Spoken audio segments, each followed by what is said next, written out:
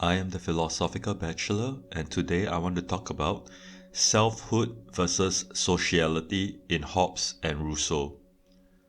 While both men may seem to harbour views of human nature and the ideal society that are polar opposites, Thomas Hobbes's Leviathan, written in 1651, and Jean-Jacques Rousseau's The Social Contract, written in 1762, share important similarities such as self-preservation as the primary goal of man, the need to give up some rights in exchange for the benefits that can only come from society, and the need for coercion and punishment to keep the people in line.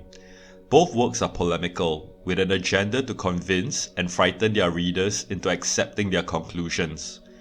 Coming from an era of extreme political turbulence, Hobbes's longing for stability resulted in his doctrine of the Leviathan, a powerful sovereign to control what would otherwise be endlessly combative individuals. Rousseau responded to him over 100 years later. An Enlightenment thinker and apostle of the French Revolution, he was keen to overthrow Hobbes's tyrannical ideas, but his thoughts by today's standard would paradoxically seem almost to contain strains of totalitarianism. This study will contrast the two men's views on selfhood and sociality, using Hobbes's ideas as its base with Rousseau's responses as a riposte to Hobbes. Rousseau's view privileged the individual, and he builds his social contract theory around them, while Hobbes is convinced that men need to be saved from their mutually destructive inclinations, and a strong leader is his solution.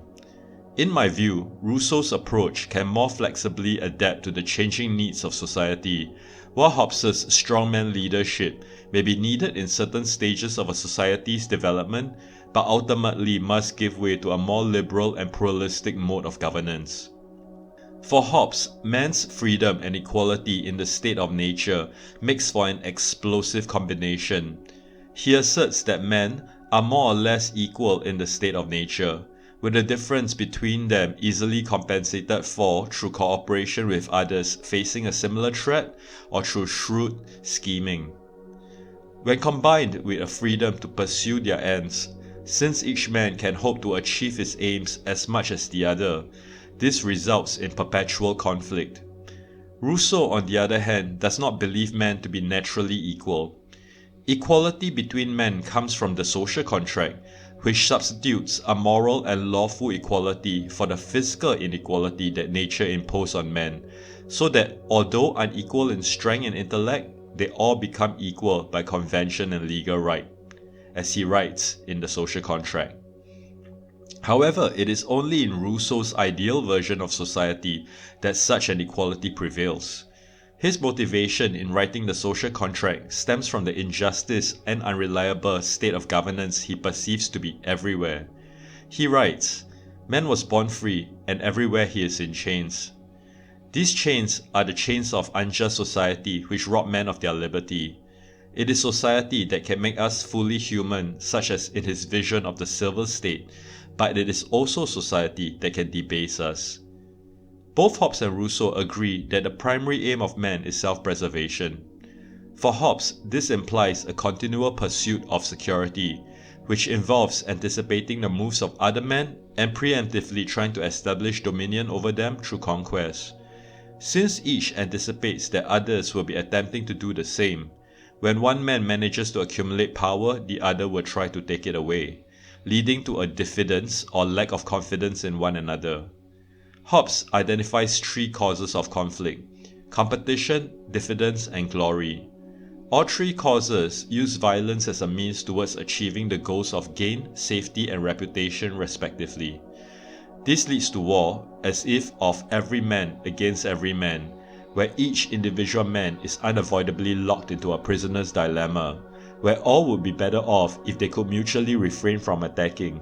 But given the high risk of being attacked, each ends up attacking one another. It is for this reason that Hobbes wrote Leviathan, to shift the calculus such that cooperation gives a more mutually beneficial outcome, though he envisions that this can only be achieved through a powerful sovereign to keep the peace through punishment for disobedience. Rousseau, however, disagrees that war is inevitable in the state of nature, presenting an altogether different paradigm. Men in the state of nature are not enemies.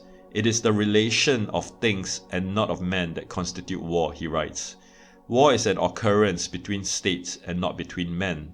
This difference in outlook is due to their differing views of human nature, which in turn could come from the difference in their historical context. Rousseau believes man is good in the state of nature, only becoming bad when corrupted by society. Hobbes is far less optimistic, casting the life of man as solitary, poor, nasty, brutish and short. While both are likewise mistaken in their idea of the solitary natural man, since even primates, which are considered ancestors of man, had been social animals, both recognize the benefits of society on the human condition. Rousseau sees man elevated from a stupid limited animal into an intelligent being and a man.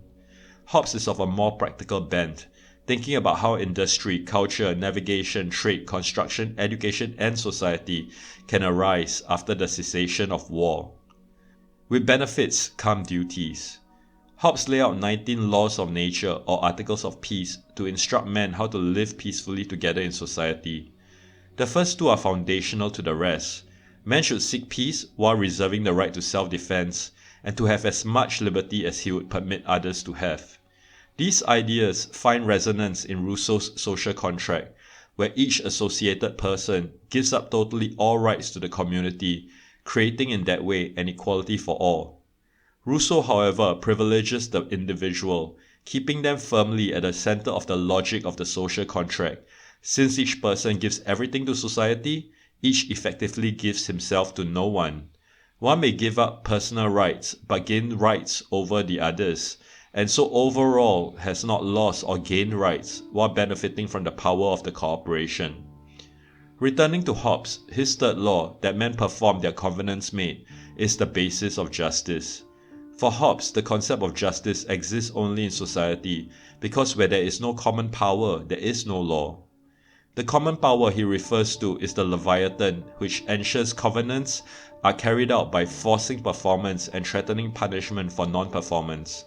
Such coercion and punishment might seem consistent with Hobbes' dour view of men, but Rousseau does not shy away from them either.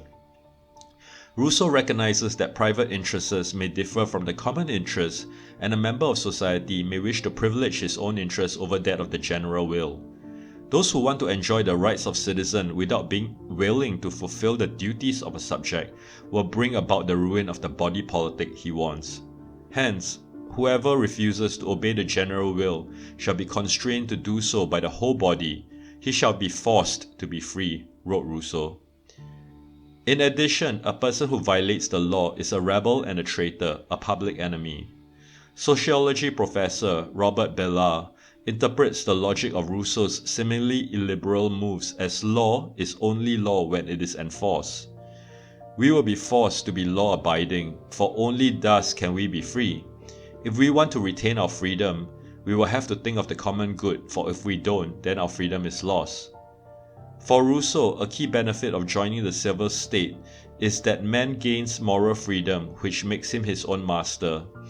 Where he obeys the law he gives to himself compared to an enslavement to his natural desires in the state of nature. For Hobbes, the benefit is to exchange an endless war in the state of nature for a peace enforced by a powerful ruler. I think Rousseau's social contract approach with the individual at its heart is more progressive, allowing room for adaptation to match the conditions of society, while Hobbes would require a wise and kind sovereign for best results. A Caligula would trap the people in a situation only marginally better than the state of nature, assuming Hobbes is even correct at all. Please subscribe to the Philosophical Bachelor, and if you wish to support the channel, you can do so at worldwideweb.patreon.com/philosophicalbachelor. Thank you.